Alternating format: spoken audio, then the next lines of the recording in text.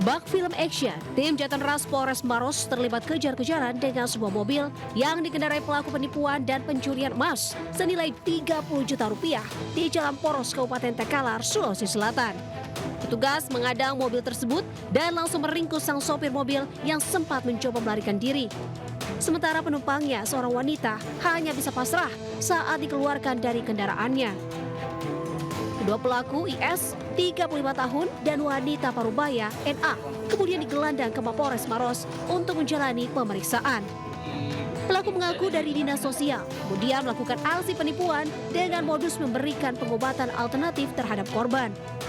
Korban kehilangan emas senilai 30 juta rupiah. Uang hasil penjualan emas digunakan untuk membayar utang para pelaku. Korban memberikan emas tersebut, pelaku mengikat dan mengeluarkan emas tersebut, dan emas yang diikat dilarang dibuka dan disimpan di rumah korban, namun di dalamnya sudah tidak ada emas, hanya berupa 4 genggam beras.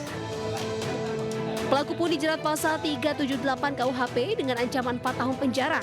Dari Kabupaten Maros, Sulawesi Selatan, Wahyu Ruslan melaporkan.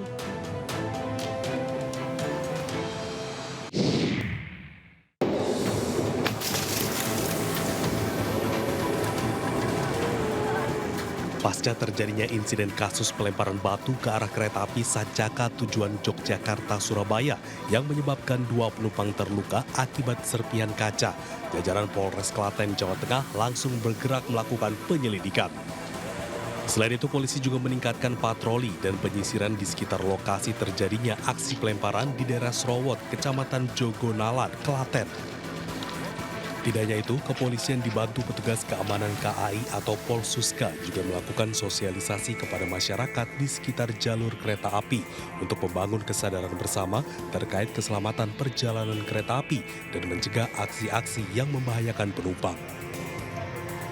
Kami akan lakukan penyisiran oleh security dari wilayah Klaten.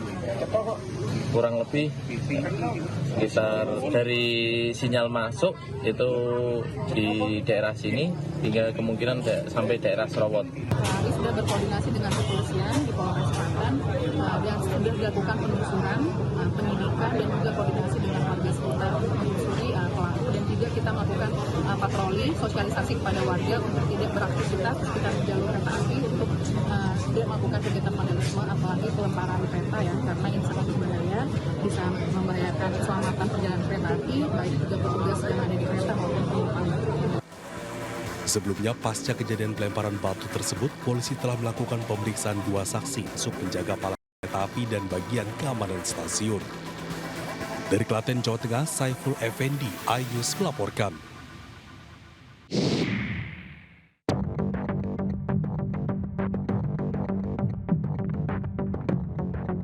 Ledakan terekam dari kamera pengawas di sekitar 2 unit kamar apartemen City Park yang berada di Tower F. Ledakan diduga berasal dari kebocoran tabung gas yang mengakibatkan seluruh bangunan dan atap yang berada di lorong apartemen rusak parah. Imbas ledakan juga membuat lift yang berada di lantai tersebut rusak. Tidak ada korban jiwa dalam peristiwa ini. Diketahui unit apartemen tersebut tengah dihuni oleh seorang warga negara asing asal Tiongkok. Peristiwa ini masih diselidiki Polsek Cengkareng, Jakarta Barat. Dari Jakarta, Miftahul Gani, iNews melaporkan. Harap tenang, penonton harap tenang.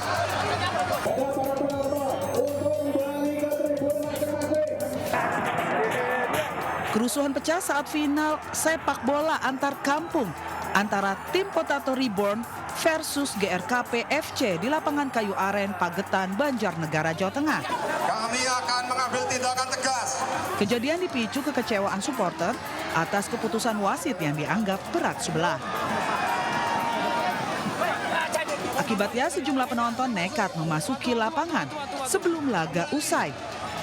Akibat kejadian ini 3 anggota polisi terluka dan 1 orang supporter juga terluka di bagian kepala, pipi, kening hingga dagu akibat dari lemparan batu dan potongan bambu.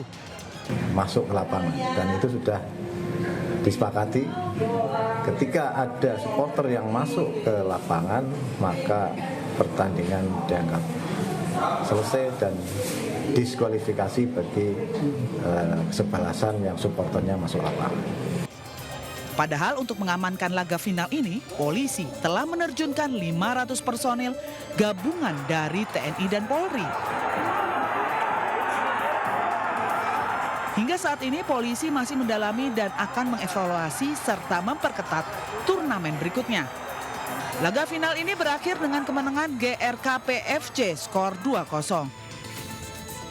Dari Banjarnegara, Jawa Tengah, Nurdin Fauzi, iNews melaporkan. Mau dihitung kopinya?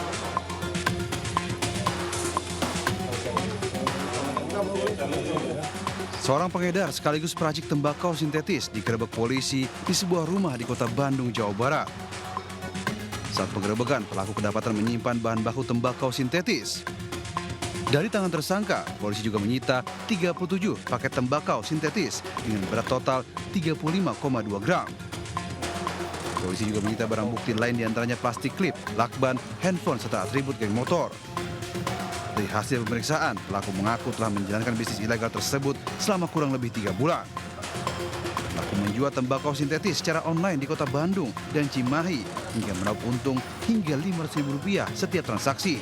Berjalan selama 3 bulan dengan informasi yang didapat baik dari tersangka sendiri maupun dari pool bucket kita di lapangan sudah kurang lebih selama 3 bulan dengan keuntungan penjualan Rp300 sampai Rp500.000 untuk per itemnya.